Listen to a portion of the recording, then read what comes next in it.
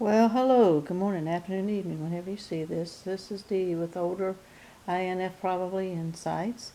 And tonight, I keep telling myself to put the camera down, but I have a lot of ideas. And so just tonight, I'm by myself on a Saturday night, winding down, and I thought I would put on paper, as they say, something that's been rolling around in my head. And we're going to talk about borderline personality disorder.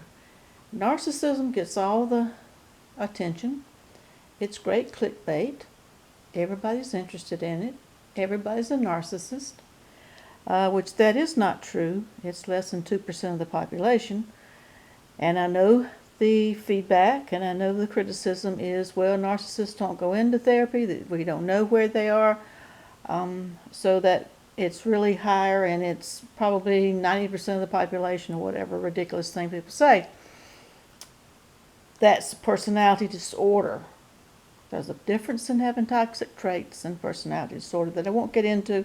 If you are interested in that, in borderline personality disorder, you can look it up, Google it. Google DSM, Diagnostic and Statistical Manual for Mental Disorders, and you can see what it takes to have the bona fide diagnoses. So for toxicity and narcissism, which we are not going to talk about, with something extremely similar that doesn't get talked about as much and more common. But just about everybody has toxic traits. If you do not, I do not believe you. And please shoot me an email, olderinfp@gmail, and let's talk. I'd like to have you on. Let's do a podcast. I want to see someone who has no toxic traits at all, ever, to anybody, anytime. We all do. It's just on a spectrum. So, but today I'm going to talk about the borderline personality disorder. It's more common. It's more common in females. Gets diagnosed more in females. It has it's crossed over very easily with narcissism. They bounce back and forth, they intertwine. It's also intertwined with PTSD. And so it's complicated. So I'm just going to give you some things to watch out for, because I think that what we see on YouTube with the articles, that INFPs, feelers, empaths, whatever word you want to use, when we're doing INFPs, are targets for narcissists. I will say a more dangerous and likely target for an INFP would be the borderline. Now, I don't mean dangerous in the sense that they are dangerous or that you can't have meaningful relationships with them. You can. I mean dangerous as in it's easier for them to slip into your life. You don't notice it. They have distinct differences from narcissism, and distinct similarities and distinct differences. They are more likable, generally speaking, even for the covert narcissist. They are more like the vulnerable narcissist. That is harder to differentiate. So what am I talking about? Borderlines. Well, someone with borderline personality disorder, just generally speaking, and I'm not going to get into great detail, and watch out for, generally speaking, they feel empty. They have an emptiness about them. They'll tell you, the ones I've known, I've worked with two, and I could not work with anybody with personality disorders when I was doing my clinical work. And I could tell a borderline the minute I met them, because of gut feeling, just my gut. I physically got sick. Not that there was anything wrong with them. It's just that's the way that the way I could tell is that my feelings, my energy, and I go a lot with energy, my energy. It was really hard to energetically set up boundaries. Had really a lot of feeling for them. It's hard to separate that, so I just didn't do it. And I've known people, and the INFJ that I've talked about a couple of years ago that I no longer talk to, I'm trying to figure out what's going on with her. Sometimes I think she's narcissistic tendencies. She tells me that she has PTSD. Don't know from what. Just from her background, there's a possibility that narcissism comes into play. And then I thought about the borderline too when we stopped talking. The last few months were rocky on my end, and I started not believing her. But she would say that she was empty. They don't know who they are. They are like who they are with. And that's similar to narcissism. You say, well, that sounds like narcissism. Have on a mask. The difference is, I think, from what I've seen in my experiences, both professionally and personally, have been, I think borderlines are nicer. I don't think they do it on purpose.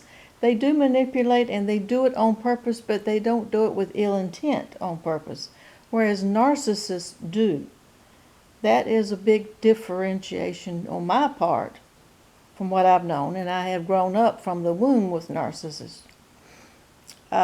So I can speak for that. Narcissists know what they're doing. I don't think borderlines do know what they're doing, which makes them more endearing to people, and particularly to empaths and people who are feelers, like the INFP. They can put on a good story. So they feel lost. They don't know who they are. They don't have the inner core. And like I said, my former INFJ friend, I will still consider her a friend, even though I found out when we stopped talking that I didn't mean anything to her. She didn't say that, but she didn't say anything else either. So sometimes no response is a response. And she hasn't contacted me or vice versa in a year. Don't think she will. So let's just add this up. So borderlines, those with personality disorder, they feel empty. They have an emptiness inside. Their inner core is not there. Sometimes their value system is not there. They're lost, and they tend to take on the persona of whoever they are around because they are lost. And a huge difference between a borderline and a narcissist is that someone with borderline personality disorder has a favorite person. Narcissists don't. They want as many as possible. They want a stable. They want a stable. They want a 1,000,000-car parking garage with you parked in there. They'll pull you back out when they need something from you to manipulate you. Borderline personality disorder, people with borderline personality disorder usually have that one favorite person that they idealize. That's where it's easy for an INFP to come into play, is to be that favorite person. Sometimes they can have more than one favorite person. I did ask someone online who has borderline personality disorder in one chat group maybe like a year or so ago, if they could have more than one favorite person, because I was trying to figure out the INFJ friend of mine. And this person told me, yes, there can be more than one if they serve different functions and there are different types of people. But they usually don't have very many.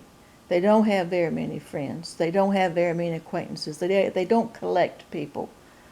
For an example, the INFJ friend I was telling you about, I have looked at her Facebook page. She didn't tell me anything about it. I found her on Facebook. My ISFP in me had to do detective work towards the end of our friendship because of the inconsistencies. I call them lies. She does not. And I found her Facebook page. At that time she only had 2 friends. Now it's been 2 years, and she now has 5 friends on Facebook.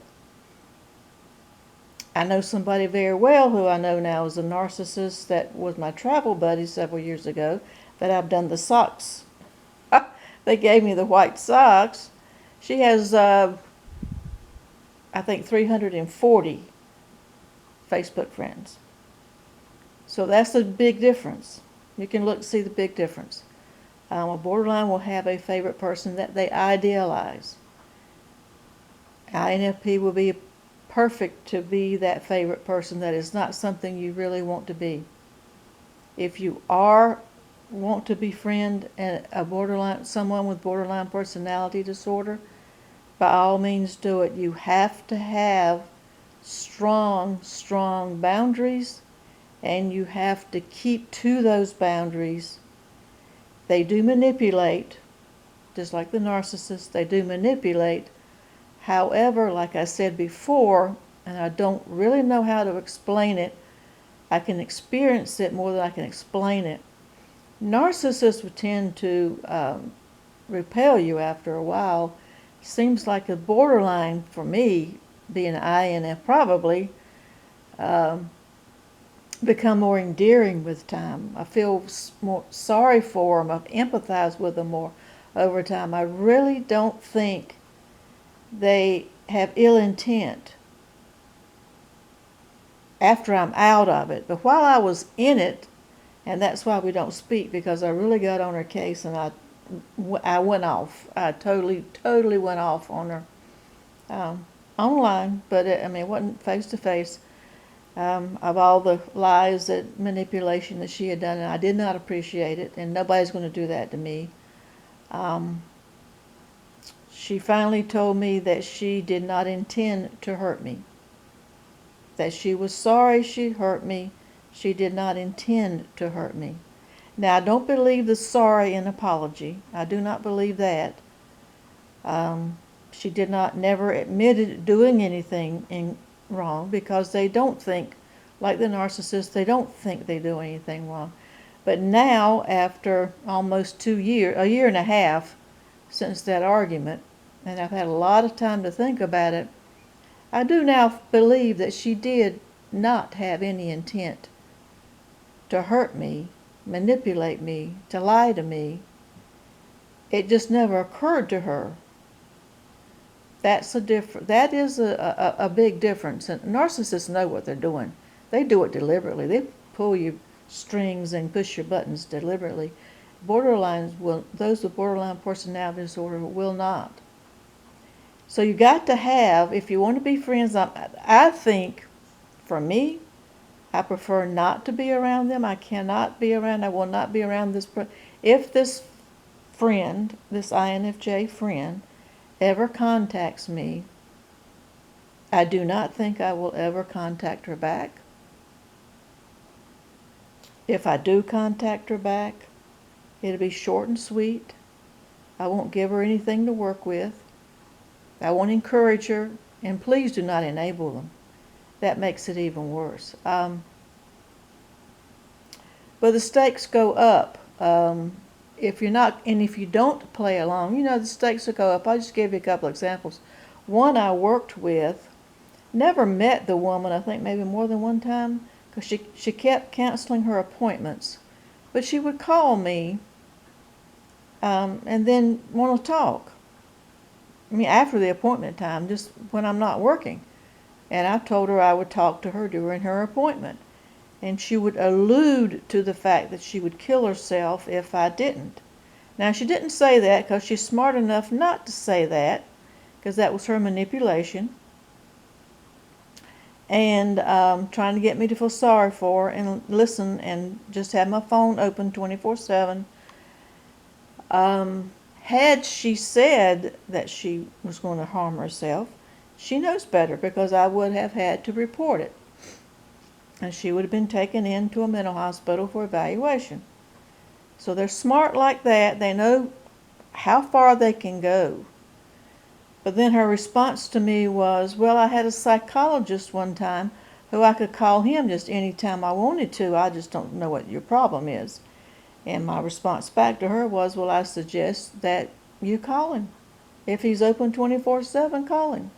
But I will see you. And she just kept saying, well, I'm not going to be around that next week. I'm just not going to be here. And I said, I'll see you next week. And I contracted with her that we would see each other next week. She did not keep the appointment, but she didn't harm herself either. That's one thing. And it's hard to do because I did feel for a long, long time, and talked to my supervisor about it later, that, gee, what if she does hurt herself? Well, and it's not on me. I went by the company rules. I did what I was supposed to do. She did not say she was going to immediately harm herself. There was nothing more I could do. She didn't. That was a form of manipulation. I worked with a teenager whose parents got her in her own apartment. And my gosh, she was nice, but she would do very impulsive things. And that's another thing that I will say, that those with borderline personality disorder, they do impulsive things, whether it's with money, sex, gambling, eating, not eating, just doing whatever pops in your head. Very impulsive, spending, anything. So this one, what she did and what she would do was meet guys online and then take cabs all the way across the state. I mean, she took a cab like 2 hours. I don't know why the cab driver took her. And she didn't have any money with her. So it was like in the hundreds of dollars, and owed this cab driver, and she was way out meeting some guy. That's just what she did. And after a while, I worked with her for long as I could, but I came home from work one day, just to tell you. Came home from work one day, and there was a silver alert out for her. She was missing. I never knew what happened to her. I mean, I had to close the case because she was missing, but I never knew what happened to her. So that kind of was sad. But and they have strained relationships, just like narcissists do. They have strained relationships. It's a lot of the same thing. So that's just what I wanted to say. I didn't want to go 20 minutes on this. We could talk forever. I'm starting to ramble now. I should have this more in bullet point for you. But just if you run across anybody who idealizes you, who doesn't know who they are, who says they're empty, who are really nice people, but have and manipulate to a point, instead of just immediately saying, well, they're a narcissist, if a red flag comes up, look into something more along the lines of maybe a borderline personality disorder. I would recommend, if you have contact with one or more than one. I don't know the author, and I should have looked it up, but I didn't. I'm just thinking off the top of my head now. The best book I've ever read on it, and the only book I've ever read on it, I was trying to figure out my friend, which I think now has more traits of a borderline personality disorder. But she does have a lot of narcissism in her too. Is a book, it's titled I Hate You, Don't Leave Me. I repeat that. I hate you, don't leave me. So read that book about borderlines. They have a fear of abandonment, really, really bad, even more so than a narcissist. So I just want to put that out there, that we don't talk too much about the INFPs and borderline personality disorder. But look into that. If you think you may have some red flags for it, to try to understand it. You don't have to be around it, but it's, I will not be around a narcissist. Anybody that's even moderate moderate narcissism all the way up to full-blown personality disorder. I will not anymore in my life deal with it. I have family members, I have friends, I have all kinds of people. Was married to one, everything. Children, you name it, it's there. I've decided the rest of my life, what little time I have left, I will not deal with a narcissist again. Those with borderline personality disorder, I do have a little bit of affinity towards them. They are more endearing. I think they are. I can't be around them very often, and can't be around them much. Right now I'm not, and I'm not sure I want to be in the future. But they are a different type person. Similar but different. So I wanted to put that out there. As always, if you've made it this far with me, thank you. Comment, tell me your thoughts. Tell me your experiences if you want to with somebody with borderline personality disorder. And until next time, stay safe.